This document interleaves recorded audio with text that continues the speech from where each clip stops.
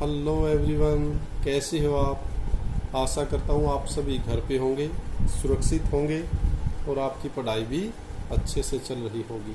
इसी आशा और उम्मीद के साथ शुरुआत करते हैं आज की नई वर्कशीट नंबर 22। डेट 25 अगस्त 2020, 25 अगस्त 2020 की ये वर्कशीट है। नेम ऑफ द स्टूडेंट, यहाँ बच्चे अपना नाम फिल करेंगे, अपना नाम भरना है। यहाँ name of the class teacher, यहाँ आपके क्लास टीचर का नाम भरना है। Clear, good.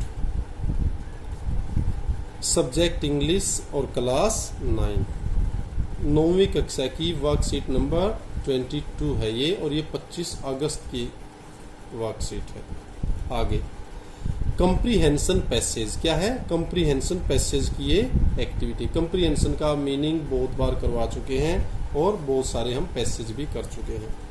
कंप्रीहेंड का मतलब समझना, कोई चीज समझ के उसको सोल्व करना, that is called comprehension. Recapitulating, recapitulate होता है जो चीजें आप कर चुके हैं उनको याद करके, उनको संजो करके दोबारा प्रोड्यूस करना, दैट इज रिकैप्चुलेशन। चीजों को याद करना और फिर उनको अप्लाई करना। अब इसमें आप देख पा रहे होंगे, ये एक पिक्चर है, देखिए ध्यान से आप।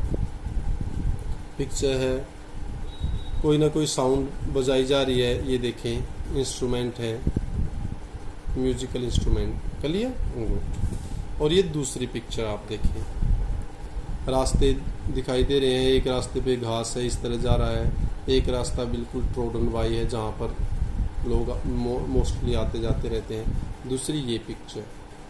अब इनको देखकर आपके माइंड में जो चीज़, इमेज जो फिट करना चाहता है, इस वर्कशीट का जो मोटिव है वो आपके माइंड में आ गया होगा। अब इसका मतलब ये the road not taken poem की पिक्चर है और ये एवलिन वाले द साउंड ऑफ म्यूजिक की एक पिक्चर है। क्लियर है बच्चों, गुड। अब बढ़ते हैं आगे।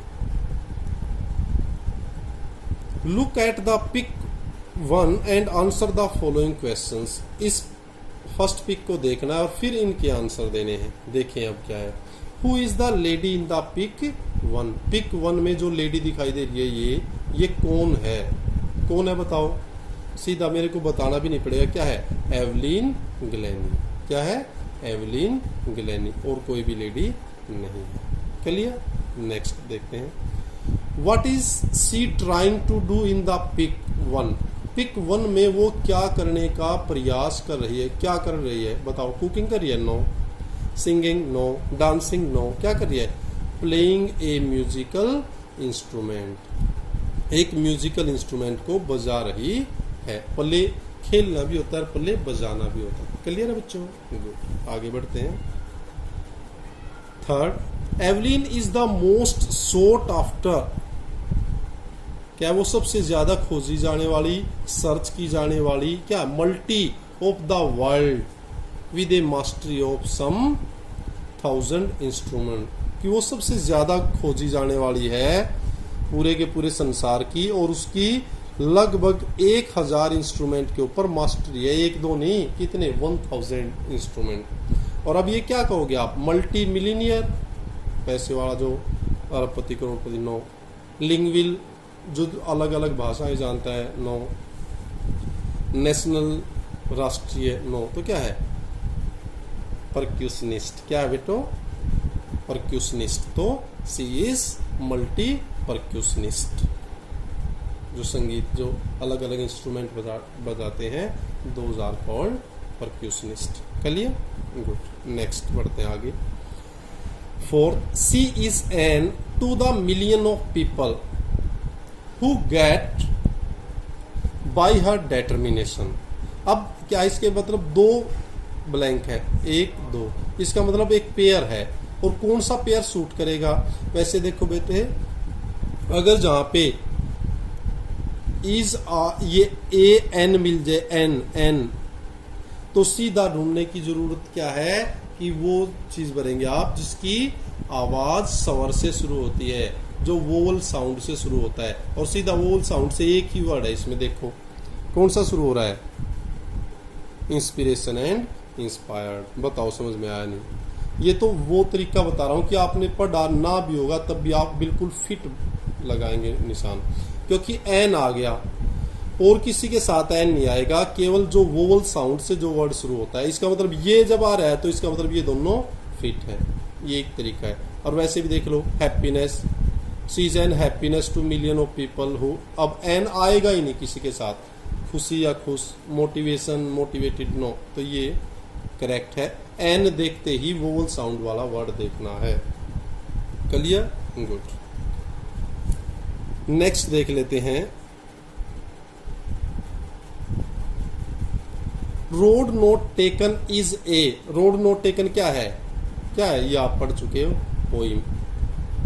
इसके ऑप्शन पढ़ने की भी जरूरत नहीं है क्योंकि आपको पता है बैलेड। बैलेड भी एक पोइम की टाइप होती है जिसके अंदर कोई स्टोरी नरेट की जाती है, वो स्टोरी प्ले कुछ भी नहीं, पोइम सीधा क्लियर कट आंसर है इसका।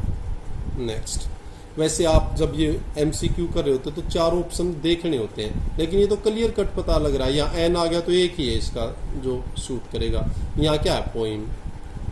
Why did the poet select the less taken up road? उसने कम लिया गया अर्थात कम यूज किया गया रास्ता क्यों चुना? Why? He lost his way, रास्ता खोया था? No. It was by mistake? No, mistake से भी नहीं था। नन ऑफ दिस, ना, तो कौन सा था? टू मेक ए डिफरेंस, कि वो अंतर पैदा करना चाहता, देखना चाहता था इसमें क्या डिफरेंस है, तो ये इसका आंसर रहेगा। 7th देख लें, the poem tells us that we should think twice before taking any in life, कि जीवन में हमें कुछ भी लेने से पहले कम से कम 2 बार सोचना चाहिए। पीछे अगर वर्कशीट पढ़ी है तो एकदम आप आंसर दे देंगे, नहीं तो देखें, games no, house no, decision को छोड़ ले, चौथा देखे जर्नी नो, तो इसमें क्या है? डिसीजन। क्या जाएगा? डिसीजन। नेक्स्ट देखें भाई, which is the odd word out of diverse, divide, converse, separate. अब ये 4 वर्ड है और इसमें तो से कह रहा है ओड वन, अर्थात इनमें अलग कौन सा है। अब आप देखेंगे तो बहुत पढ़ा लिखा भी यूं कहेगा भाई ये तो सारे सेम है। अब इनके मीनिंग देख लो। सबसे पहला तरीका ये होता है सेपरेट, ये क्या है? डाइवर्स। डाइवर्स एक जगह से कोई जगह ऐसा निकलना, डाइवर्स। डिवाइड बांटना, अलग अलग करना। सेपरेट वो भी अलग अलग करना। कन्वर्ज होता तो ये भी है, लेकिन क्या कई जगह से आके एक जगह मिल जाना वो कन्वर्ज होता है, और एक जगह से कई जगह चले जाना वो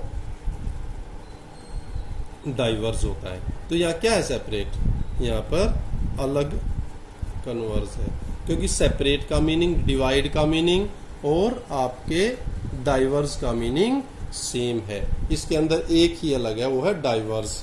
और डाइवर्स कन्वर्ज का ओपोजिट है। कौन सा? डाइवर्स कन्वर्ज का ओपोजिट है। इसमें एक जगह से अलग रास्ते जाना और कन्वर्ज में अलग अलग जगह से एक जगह आना। बताओ बच्चों, समझ में आया नहीं आया? आशा करता हूँ ये वर्कशीट आपको अच्छी लगी होगी, समझे भी होगी। और डिटेल में बच्चों, मेरा मोटिव ये नहीं है भाई इसको एक्सरसाइज करवाई और काम पूरा किया, नो। आपको अच्छी तरह इस तरह पढ़ाना कि आप ये मान जाए हाँ हमें अच्छी तरह बहुत बेहतरीन तरीके से पढ़ाया जा रहा है। इसी आशा और उम्मीद के साथ thank you, thanks a lot, keep on enjoying, keep on learning. Thank you, thanks a lot.